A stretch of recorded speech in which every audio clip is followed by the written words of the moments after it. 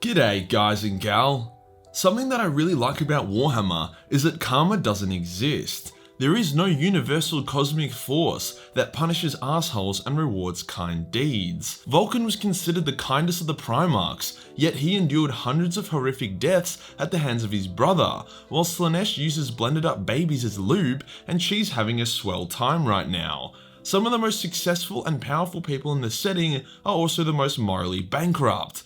The Drukhari, aka the sexy space elves, aka there is no safe word, aka the Dark Eldar, are a good example. Of all the Elder factions, the Dark Eldar are by far doing the best in terms of prosperity and population growth, even though it was the Dark Eldar's lifestyle which led to the initial fall of the Eldar. It'd be like if a bunch of oil barons caused the apocalypse through excessive overmining and then flourished during the apocalypse due to more excessive overmining. It ain't fair, but life ain't fair, so just deal with it.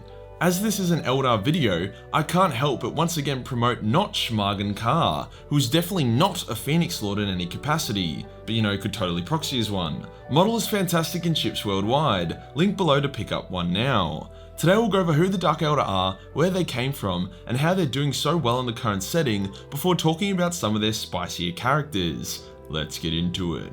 The Eldar Empire lasted for millions of years. Their mastery over the galaxy was so absolute that they didn't have to fight their own wars. Their day-to-day life was extremely breezy, and there was no poverty at all. On top of this, the extremely long-winded Eldar also had unlimited reincarnation, so everyone was more or less an eternal god. Combine this with the fact that the Eldar are more emotional than a pregnant chick on prom night, spelled a recipe for disaster. See, when you live forever and are super sensitive, eventually you get bored. Playing the flute, fencing, and even watching Warhammer lore videos on YouTube eventually gets stale. So what do? Go on an adventure? Of course not. You take a shitload of drugs and you start wanking off your cat with sandpaper.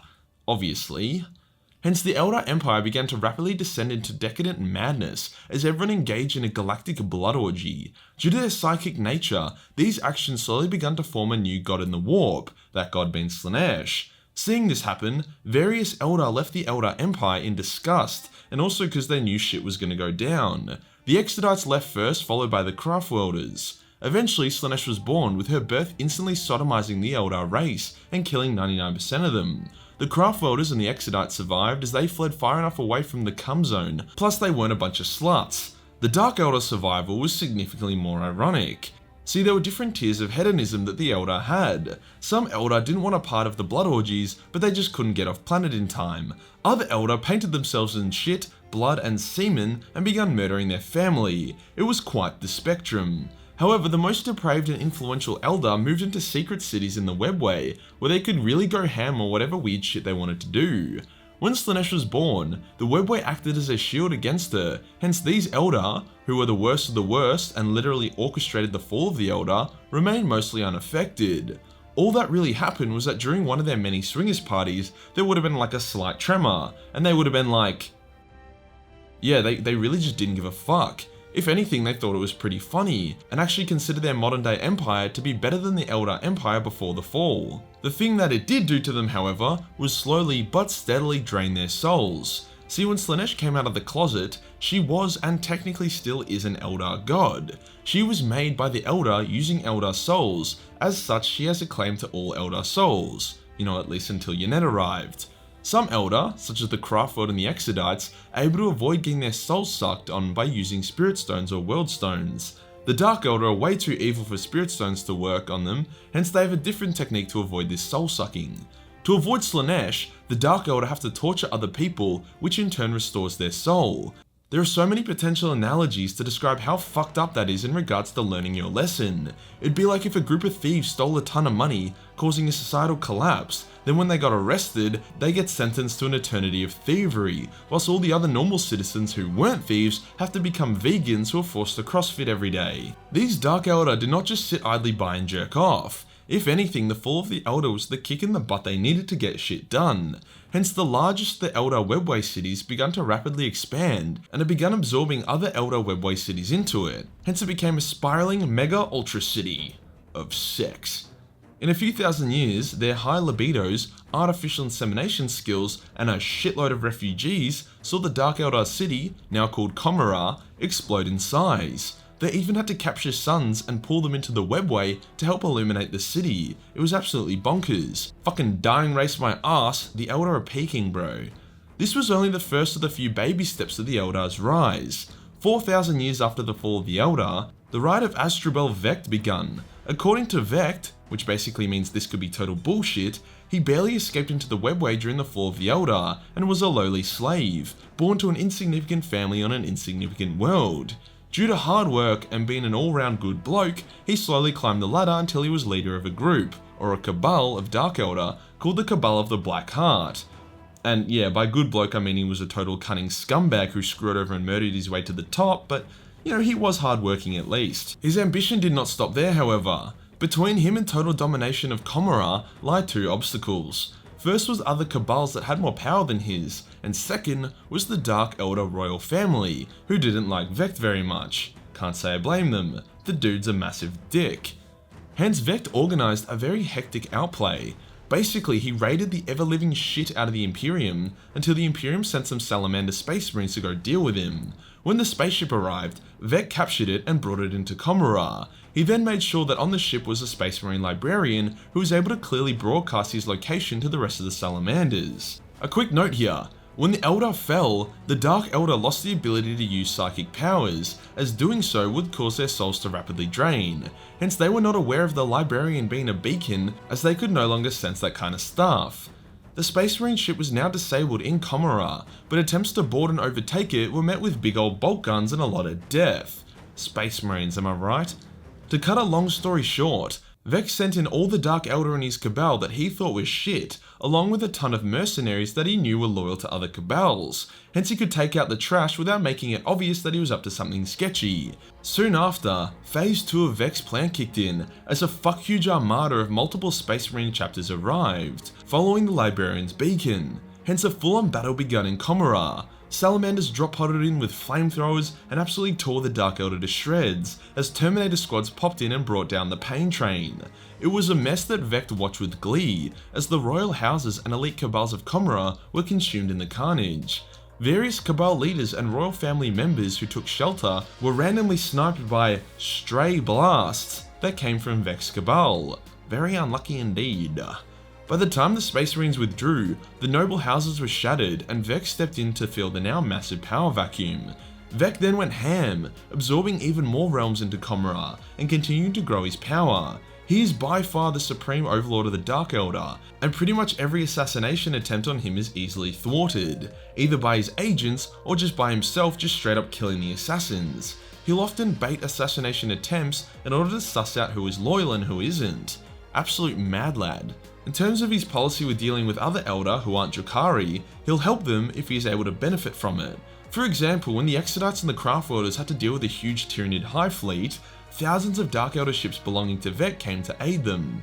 With them they brought a psychic bomb that would win the battle. The catch being that the bomb had to be activated manually, hence a dozen or so Eldar Craftworlders had to Allah Akbar that shit.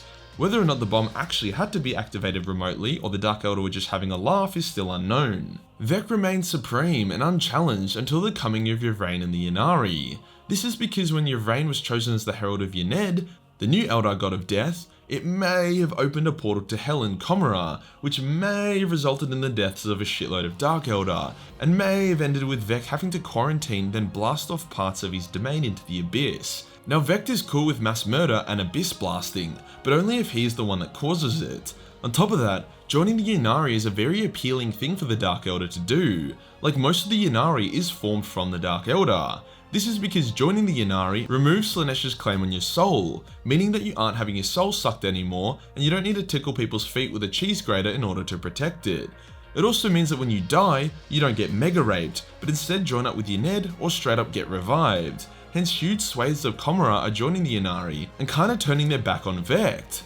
Vect also can't go all out war on them either, as it's a bad look to be fighting against the Eldar's only chance to escape Slaanesh. He sent various assassins to kill Ynnari, but it's always ended poorly for them. And then yeah, Vect himself got assassinated and died.